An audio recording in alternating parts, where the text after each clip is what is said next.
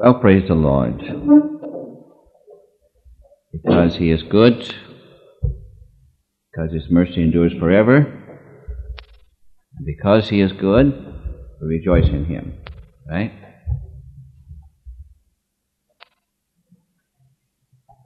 That's why we can rejoice. There's many other wonderful reasons also. Knowing that our time is counted this morning, I thought we'd take a look at Leviticus 14.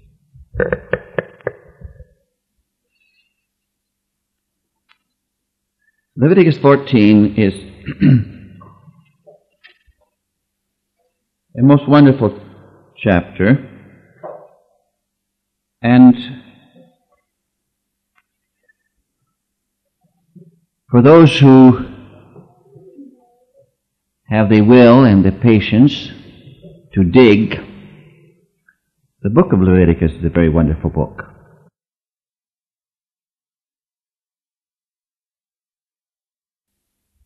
God has hidden things behind types, shadows, and figures.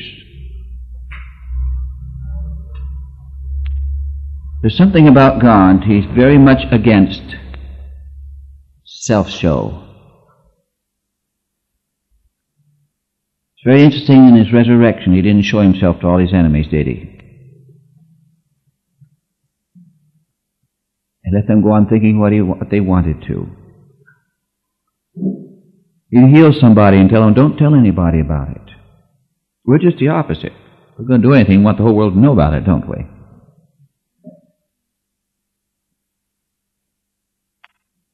The tabernacle was covered with badger skins, we mentioned before. There's a hiding of the glory. God always wants to cover the beautiful things, the wonderful things, from all prying eyes, from all unclean eyes, from all unclean minds, hearts. He wrote the Bible in such a way that you can read everything in it, study it, and not know a thing. Because it's all hidden there.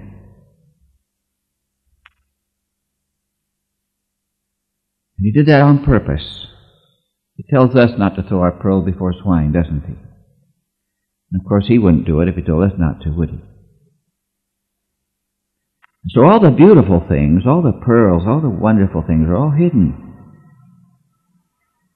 And there's surface things, of course, about David or about Gideon or about Paul or about Peter.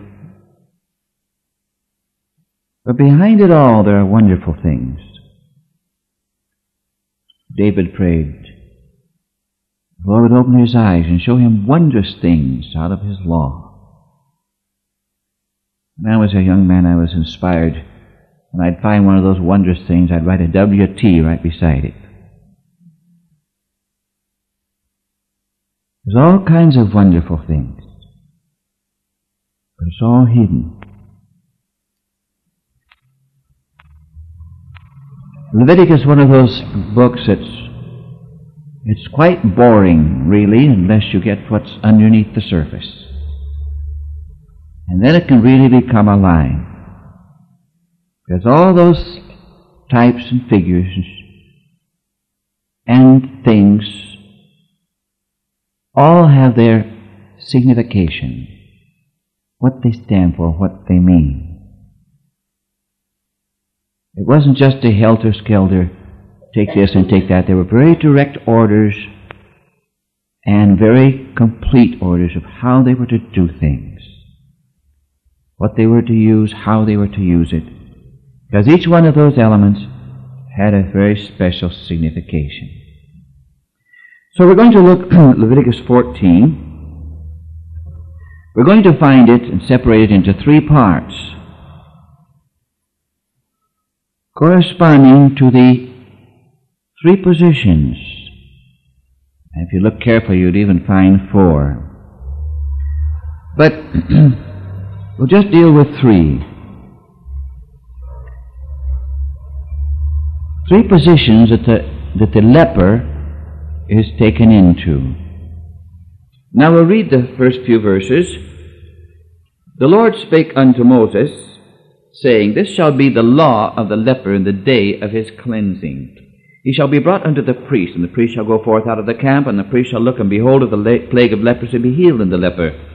Then shall the priest command to take for him that is to be cleansed 2 birds alive and clean, and cedar wood, and scarlet, and hyssop. And the priest shall command that one of the birds be killed in the earthen vessel with running water. As for the living bird, he shall take it in the cedar wood, and the scarlet, and the hyssop, and shall dip them and the living bird in the blood of the river bird that was killed over the running water. And he shall sprinkle upon him that is to be cleansed from leprosy 7 times, and shall pronounce him clean. Shall let the living bird loose into the open field. He that be cleansed shall wash his clothes, shave off his hair, wash himself in water, and may be clean. And after that he shall come into camp, shall tarry abroad out of his tent 7 days.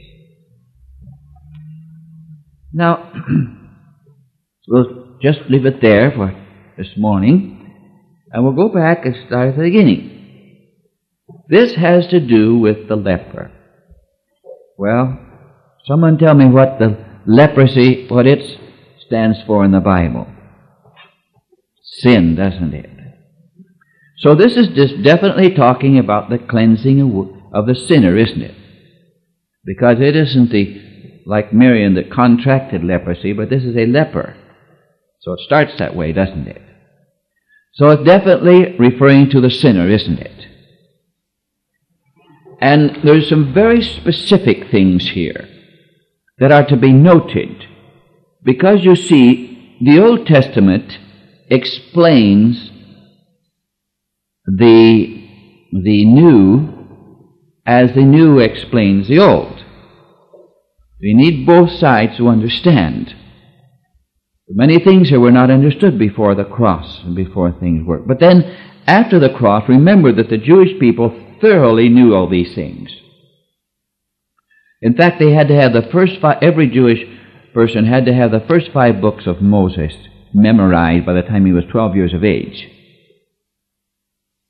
That was absolute. That was a child's education, actually.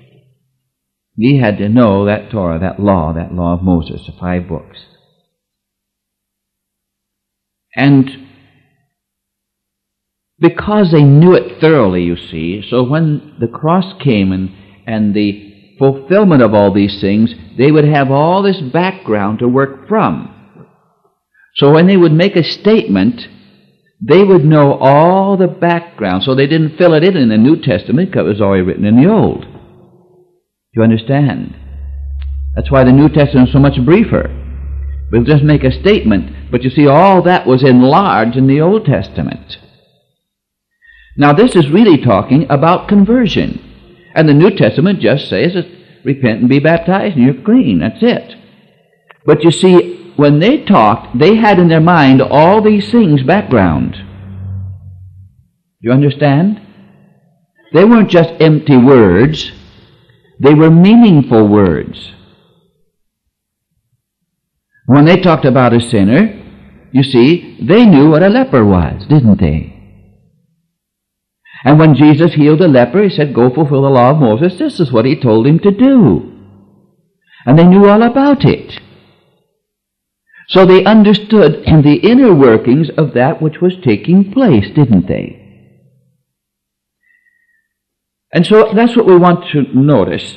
This is speaking of the sinner in the day of his conversion. It doesn't say that, does it? In the day of his cleansing. Isn't that right? Now, we don't use the word cleansing very much. I think we perhaps could improve our vocabulary if it was used a little more. We use the word get saved, don't we?